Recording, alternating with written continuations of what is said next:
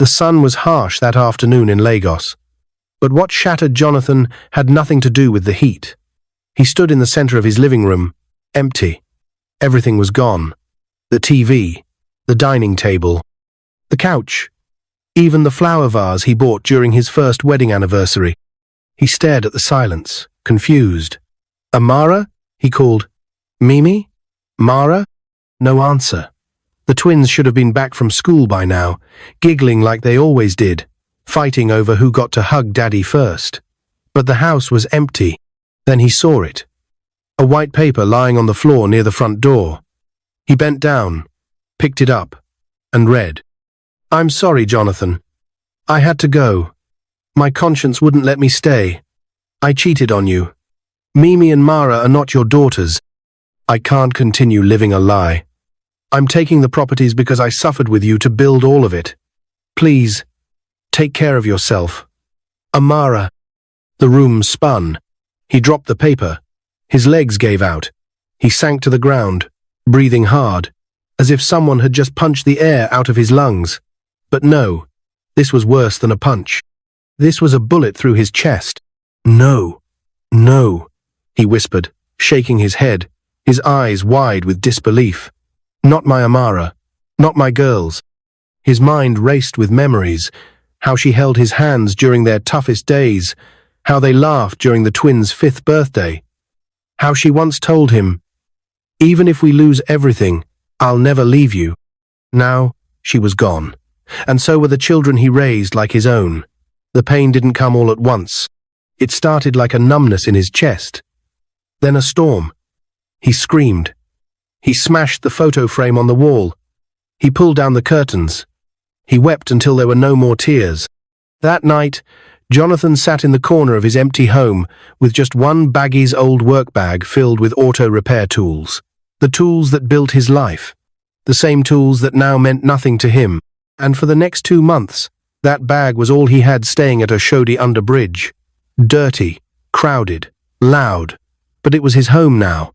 Johnathan didn't care about the noise, or the smell, or the people who stared at him with pity. His hair grew wild. His beard tangled like a forest. His clothes were stained and torn. He hadn't changed them in weeks. The once famous automobile engineer, the same man whose garage once fixed the governor's SUV, was now just another shadow among the forgotten. People whispered, "Isn't that Johnathan, the car genius?" Some still tried to talk to him, but he wouldn't answer.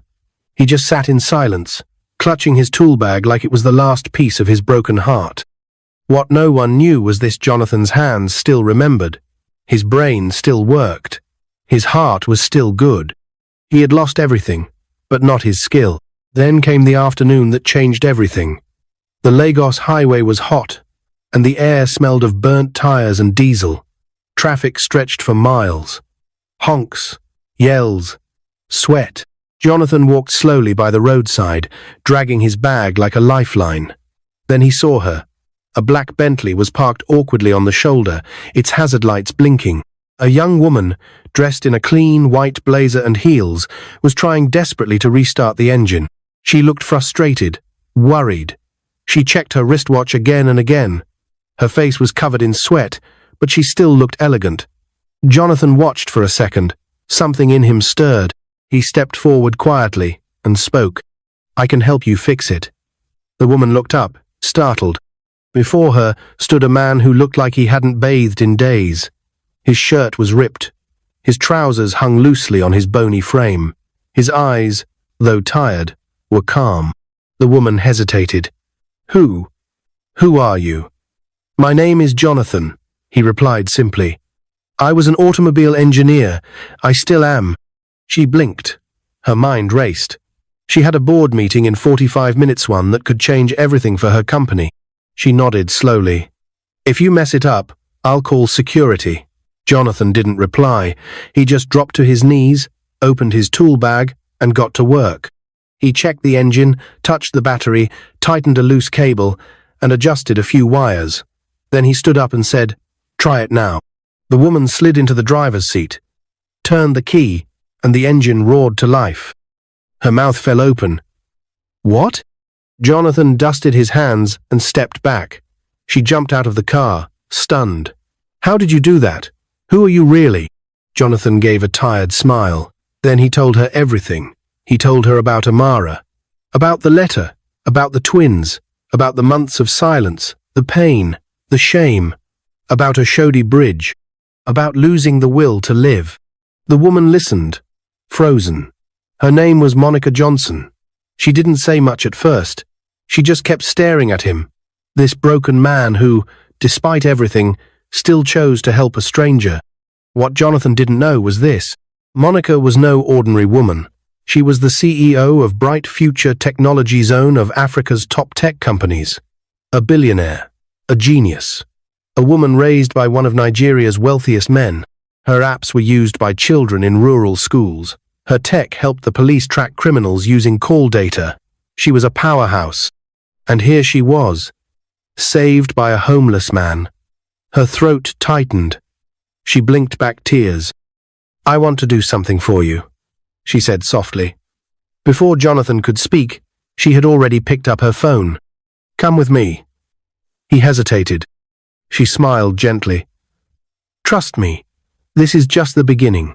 Johnathan sat quietly in the back seat of the Bentley, his hands resting on his knees. The cool air from the AC felt like a shock to his skin. It had been weeks now, months since he had felt cold air like this, or sat on anything this soft. Monica glanced at him. He looked lost, a man holding himself together by a thread. "Are you okay?" she asked gently. Johnathan nodded slowly, eyes fixed outside the window as the busy streets of Lagos rushed past them.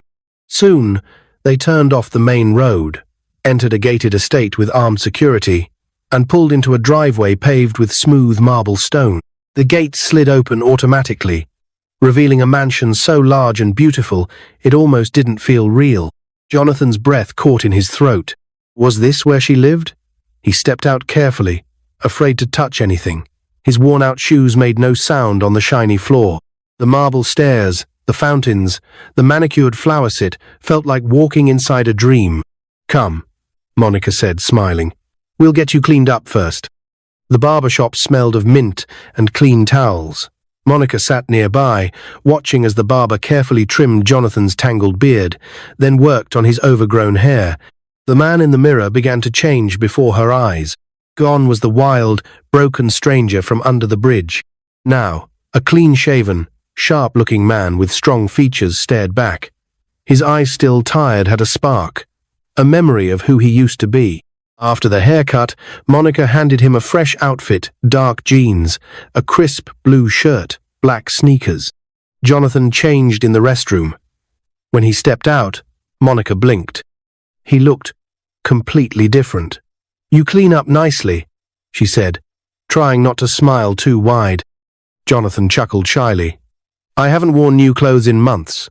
She drove him back to her mansion, and together they entered the house. The living room was massive. Glass walls stretched to the ceiling, revealing a view of the Lagos skyline. Gold-trimmed furniture, glowing light fixtures, and artwork lined the walls. Monica led him to the guest room larger than any room he had ever lived in. "You can rest here," she said. Johnathan hesitated. "Why are you doing this? You don't even know me." Monica paused at the door, turned to him, and said, "Because you were kind enough to help me today when I needed it most. And I believe no one should be forgotten, just because life broke them." The next morning, Monica took Johnathan to her company's headquarters in Victoria Island. The building stood tall and proud, with tinted glass windows that reflected the sun. Inside, employees moved with purpose, typing, talking, running meetings. Everyone greeted Monica with respect. She was young, but her presence commanded attention. In her private office, Monica handed him a folder. "What's this?" Johnathan asked. "A plan," she replied. "I want to invest in you. We're going to open the best automobile engineering workshop in Lagos, and you'll run it." Johnathan's eyes widened. "You don't have to do this." "I want to," she interrupted. "You didn't ask me for anything, and that says everything about who you are." He looked down at the papers. His hands shook. He hadn't held anything official in months. Monica leaned forward. "I know what it's like to lose someone. I lost my father when I was 16. He believed in me even when I didn't believe in myself. I want to do that for someone else now." Johnathan swallowed hard. A knot tightened in his throat. "Thank you," he whispered. She smiled warmly. "You've got work to do, Mr. Johnathan." Over the next few weeks, Monica made arrangements. She brought in lawyers, business developers, and even leased a beautiful space on the mainland. The garage was state-of-the-art brand-new equipment, solar backup, a waiting lounge with Wi-Fi and coffee. Johnathan's name was on the door. People were curious at first. Who was this quiet, serious man opening a new auto center? But soon, whispers turned into praises. "This guy fixed my Lexus in 15 minutes. He repaired what 5 mechanics couldn't fix. Johnathan, that man is a genius." Within 2 months, J&M Autotech became the most talked-about workshop in Lagos. And Monica, she came every evening, sometimes just to check on him, sometimes just to sit and talk. She would ask about engines, gears, wires, things she had no business knowing. But she liked to listen, and he liked to talk to her. One evening, Monica invited him to the rooftop of her mansion. The sun had dipped below the skyline, and the stars had started to appear. They sat quietly, sipping juice. The wind was gentle. Lagos twinkled below them like a sea of light. "Do you ever think about your daughters?" Monica asked softly. Johnathan nodded. "Every day. I wonder if they still remember me." "You were a good father," she said. "Still are." He turned to look at her. "And you saved me." Monica looked away, embarrassed. "You saved yourself. I just reminded you who you are." The silence grew deep, charged. Monica opened her mouth to say something, but words failed her. Johnathan took a breath. "Monica?" "Yes?" But before he could continue, his phone buzzed. It was an unknown number. He stared at it for a second, then answered. There was silence on the line. Then a shaky voice whispered, "Johnathan, it's me, Amara." His heart stopped. Monica's eyes widened as she watched his face go pale. I need help."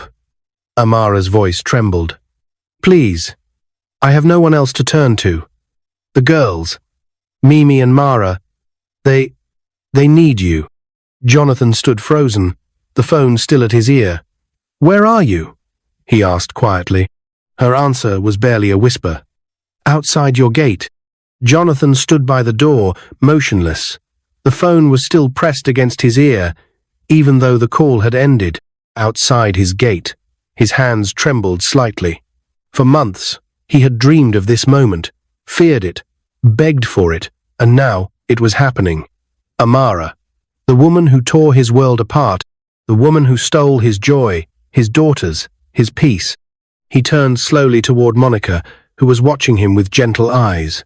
"She's outside," he said in a voice that didn't sound like his own. "Amara, with the girls." Without a word, Monica rose from her seat and walked toward the elevator. "Let's go," she said calmly.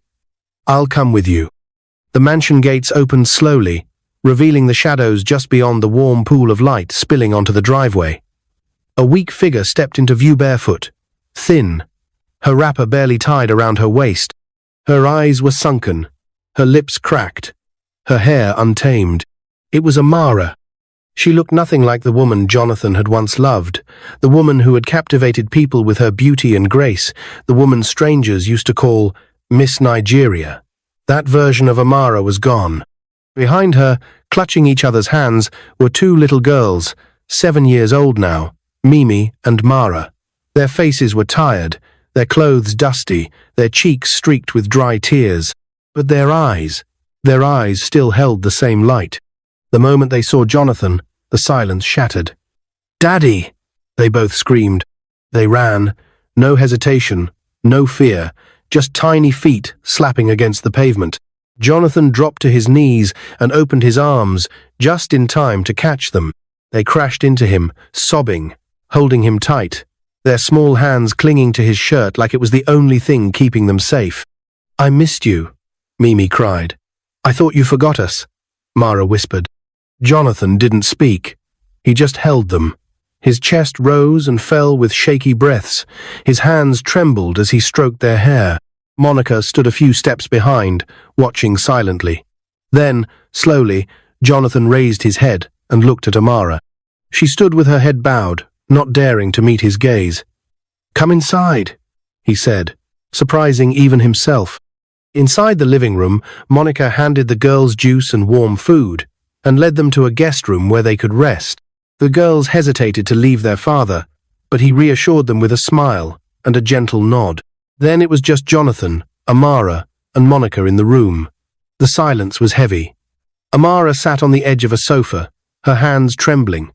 Her once proud shoulders were hunched. She looked like a woman who had carried guilt for far too long. "I didn't come to beg for a second chance," she said softly. "I know I don't deserve it." Johnathan remained silent. "I only want you to know the truth," she continued, her voice shaking. "The man I ran off with, he told me he had proof that the twins weren't yours. He showed me a DNA result." Johnathan's brows furrowed. "It was fake," she said bitterly. "I didn't know until it was too late. After 2 years, he told me the girls weren't his either, that he forged the test to break us apart, to punish me for choosing you over him years ago." Tears slid down her cheeks. "He kicked us out, took the money, left us with nothing. I've been going from place to place, until I remembered you once told me you'd never stop loving the girls, even if the world turned against you." Johnathan leaned back slowly, his jaw clenched. The pain he had buried deep inside, years of betrayal, confusion, loneliness, came rushing back like a wave crashing against the shore. "And the letter?" he asked, his voice low. "You said they weren't mine." "I believed him," she whispered. "I truly did. My guilt ate me alive, and I wanted to punish myself, to vanish and carry the shame." Monica watched from the side, her heart aching for Johnathan. He had finally found his footing again, found peace, found purpose, and now the past had walked right through his front gate. Amara wiped her face with the back of her hand. "I'm not asking you to forgive me. I know I don't deserve it. I just need help. Not for me, but for them. The girls deserve a future." She looked up at Monica then. "I didn't know you were with someone. I just wanted to see him one last time, to ask if he could help give the girls a better life." Monica didn't speak. She only looked at Johnathan. He rose slowly and walked toward the window, his back to them. The silence stretched on. Then, finally, he turned around. "I will take care of them," he said firmly. "They are my daughters. Nothing will change that." Amara nodded tearfully. "But I cannot bring you back into my life as a wife," he continued. "That door is closed." "I understand." He paused, then reached into his wallet and brought out his checkbook. He wrote quietly, then tore the check and handed it to her. 2 million naira. It's enough to start over. A small business. A place to sleep. Amara stared at the check, her mouth open. "Johnathan, I don't know what to say." "Say thank you," Monica said gently, stepping forward, her voice kind but firm. "And make sure you never make him regret this." Amara stood, held the check close to her chest, and knelt down. "Thank you," she whispered. "Thank you for your kindness." Monica helped her up and opened the door. "You can rest for tonight," she said. "But tomorrow, we'll help you find a place." Amara nodded silently and stepped out. Later that night, Monica found Johnathan sitting alone on the rooftop again. She joined him quietly and placed a glass of juice in front of him. "Are you okay?" she asked. He took a deep breath. "I don't know. It still feels like a dream. But seeing my girls again, it makes everything else fade." Monica smiled. "They love you deeply. That never changed." He turned to look at her. "Thank you, Monica, for helping me even when I had nothing, for giving me space to grow again." She smiled gently, then leaned closer. "There's something I've wanted to say for a long time." He looked at her. She hesitated, then whispered, "I love you, Johnathan." But before she could say anything more, Johnathan reached into his pocket and pulled out a small black box. He opened it slowly, revealing a simple but elegant ring. "I love you even more," he said, "and I want to spend the rest of my life making you proud." Tears welled in Monica's eyes. "Yes," she whispered. "Yes, Johnathan." They embraced tightly, the Lagos skyline twinkling around them like a celebration. But deep in the quiet of the night, another knock was about to shake their world again. The knock was soft at first, barely noticeable.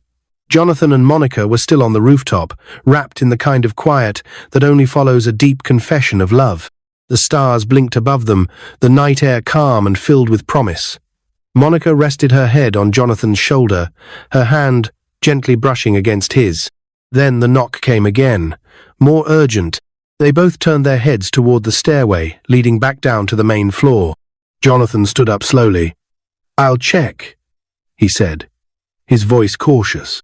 He made his way down the spiral stairs, through the hallway, and toward the front door. Monica followed behind, unsure why her heart had started to race again.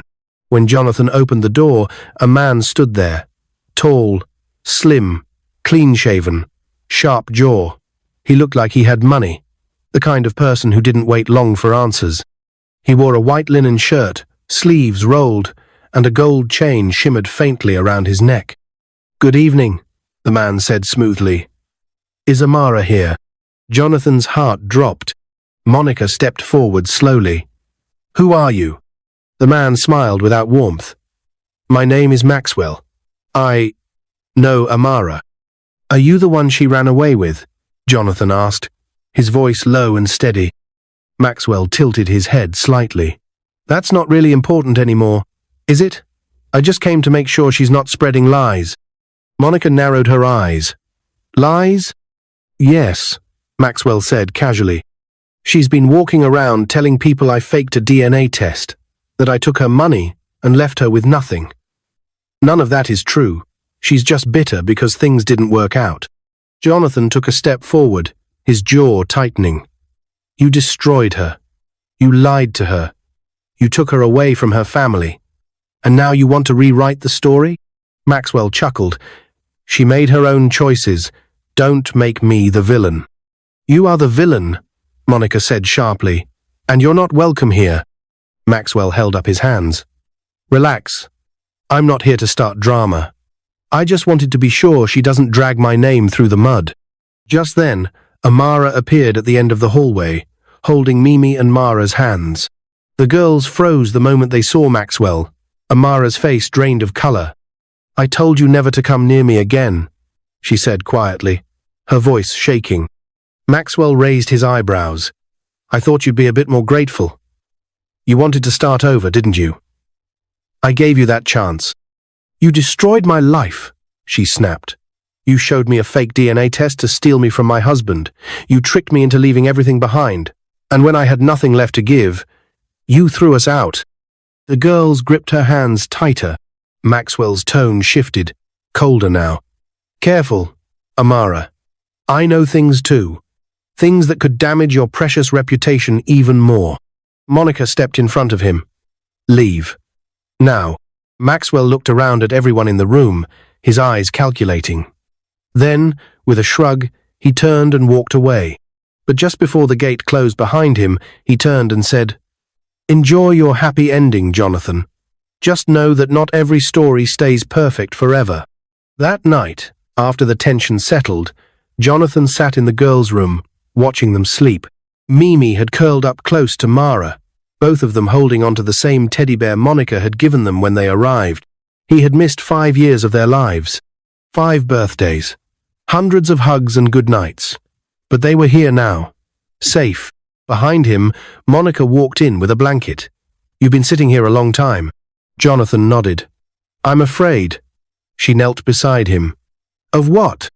"That they'll wake up and disappear again, that all this," he motioned around the room, "is just a dream, that I'll go back to the bridge and find out I imagined it all."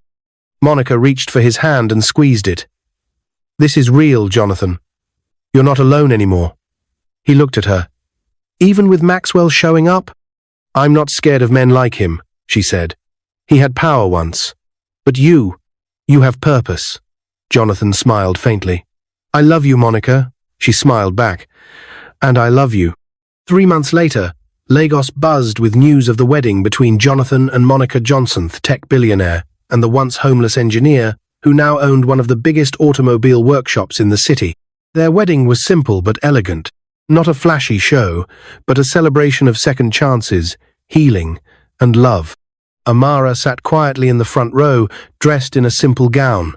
She had opened a boutique with the money Johnathan gave her, and had finally started piecing her life back together.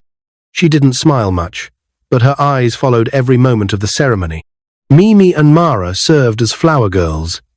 Their laughter echoed through the hall as they tossed petals down the aisle, glowing with happiness. And Monica wore a fitted white gown that shimmered like the stars. Her veil was simple, her smile radiant. As she walked toward Johnathan, hand in hand with the twins, there wasn't a single dry eye in the room. Even Amara wiped a tear. A year later, baby Obinna was born.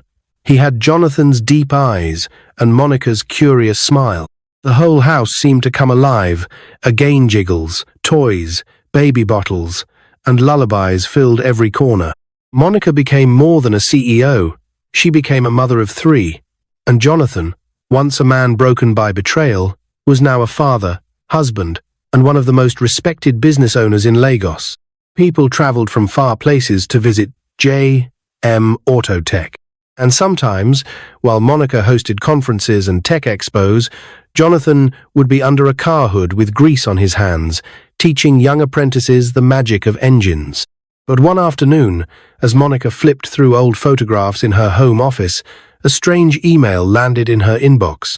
Subject: confidential information regarding Maxwell and the forged DNA.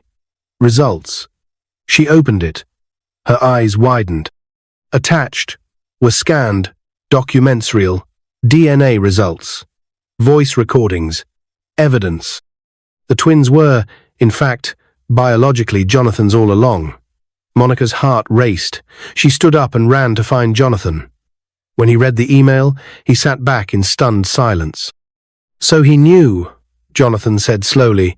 Even back then, he knew they were mine, and still lied. Monica touched his hand. What will you do? Johnathan looked out the window at the garden, where Mimi, Mara, and baby Obinna were playing. I already got everything I ever needed, he said. The truth is just a bonus. But Monica could see something flicker in his eyes, something unresolved. And as the sun dipped behind the skyline, casting long shadows across the house, there came another knock at the gate. The knock echoed softly through the hallway. Johnathan and Monica stood frozen in the doorway of the study, the open email still glowing on Monica's laptop screen. The truth was, Mimi and Mara had always been his biological daughters.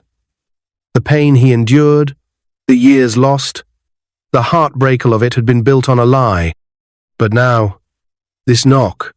Monica looked toward the front door. You don't think... I don't know, Johnathan said quietly. But let's find out.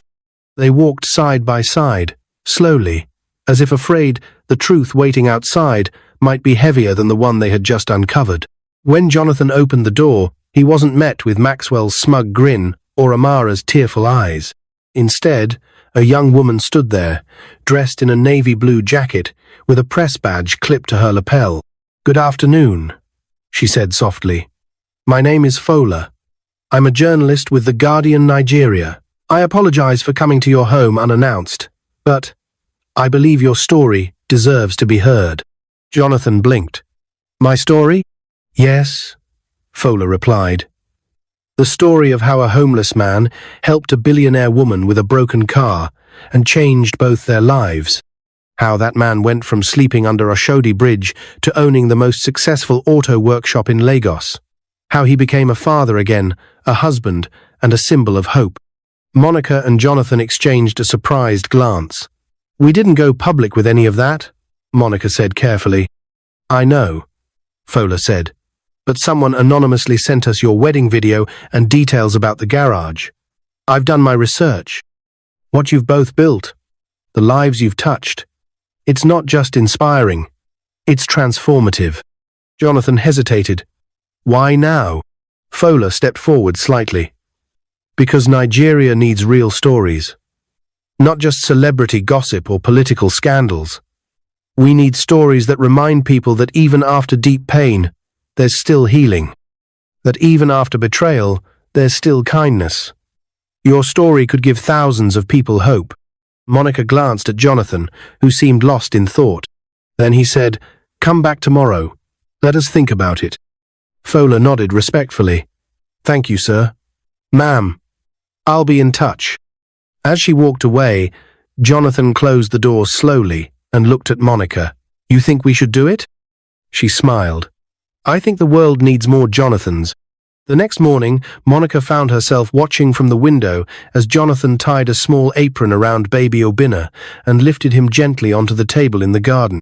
Mimi and Mara sat cross-legged on the grass, laughing as their little brother dipped his fingers into colored paint and smacked them against paper. It was art day, one of their new family traditions. Amara had moved into her own apartment in Lekki and had grown her boutique into a successful fashion store. She occasionally visited and kept her distance, respecting the new life Johnathan had built with Monica. The wounds hadn't completely healed, but there was peace, now no bitterness, just gratitude. At lunchtime, Monica sat with Mimi and Mara, helping them cut vegetables while Johnathan grilled meat outside. "Mummy Monica," Mimi said, "can I ask you something?" Monica smiled. She still melted every time they called her that. "Of course." "Did you ever feel lonely before you met Daddy?" Monica paused for a second, caught off guard by the question. "Yes, sweetheart. I did. Even with all your money?" Mara added. Monica chuckled softly. "Especially with the money. You can have a lot and still feel empty. But then, your daddy showed up, and so did both of you. You filled my life with love." The girls beamed, and Monica pulled them both into a warm hug. "I love you both, like I gave birth to you," she whispered, "and I always will." A week later, the story broke. The Guardian published the feature under the title, "From Broken Engines to Healing Hearts, the Man Who Fixed More Than Just Cars." It went viral. TV stations picked it up. Influencers reposted it. Magazines called it Nigeria's most heartfelt redemption story. Radio stations invited Johnathan for interviews. NGOs reached out, offering to sponsor training centers for young mechanics under Johnathan's mentorship. Monica's inbox was flooded, but what surprised them the most was the letter that came by mail. Handwritten, no stamp, just folded neatly in an envelope. Johnathan opened it carefully. It read, "Dear Johnathan, I was one of your former apprentices, Amika. You may not remember me, but I never forgot you. You taught me more than fixing cars. You taught me humility, discipline, and kindness. I was on the verge of joining a gang when you gave me my first job. That job changed my life. I heard what happened to you. I wept. But seeing what you've become now, I have hope again. Thank you for living your truth, even when life tried to destroy you. May your days be long. You are a light. Forever grateful, Emeka." Johnathan folded the letter and held it against his chest. "This," he whispered, "this is why I survived." 2 years later, Mimi and Mara graduated from university, both with degrees in medicine. They stood side by side, proud and glowing in their white coats. Johnathan sat in the front row with Monica and little Obinna, who clapped louder than anyone in the hall. During the graduation dinner, Amara approached Monica quietly. "Thank you," she said, voice sincere, "for loving them like your own." Monica nodded. "They are my own. I'll never forgive myself," Amara said, eyes lowering. "You don't have to," Monica replied softly. "Just keep becoming better for them." A year after that, the wedding came. Mimi and Mara had fallen in love with 2 young doctors they met during their internships. In a twist of fate, the sisters insisted on a joint wedding, double trouble wedding, they called it. On that bright Saturday morning, guests filled the flower-lined garden of the Johnson estate. There were strings of fairy lights hanging between trees, musicians playing soft Igbo love songs, and laughter in the air. But nothing was more emotional than the moment Johnathan and Monica each took a daughter's hand and began walking them down the aisle.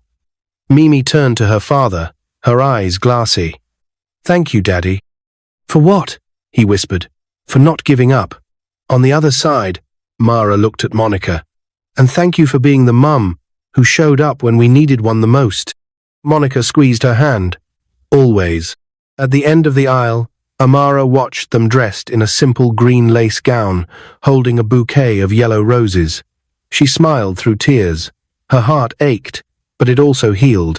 She had lost a man who always chose kindness over revenge, and he had turned pain into purpose. That night, after the music faded and the last guest left, Johnathan and Monica stood together under the stars again, just like the night he had proposed. Now older, stronger, at peace. Life came full circle, Monica whispered. Johnathan looked up at the stars, then down at her. And somehow, we're still standing. Monica rested her head on his chest. Together. And this time, there was no knock at the door, no running, just love, just family, just home. What is your view about this story? Where are you watching from? If you enjoyed this story, comment, share, and subscribe to our channel for more interesting stories.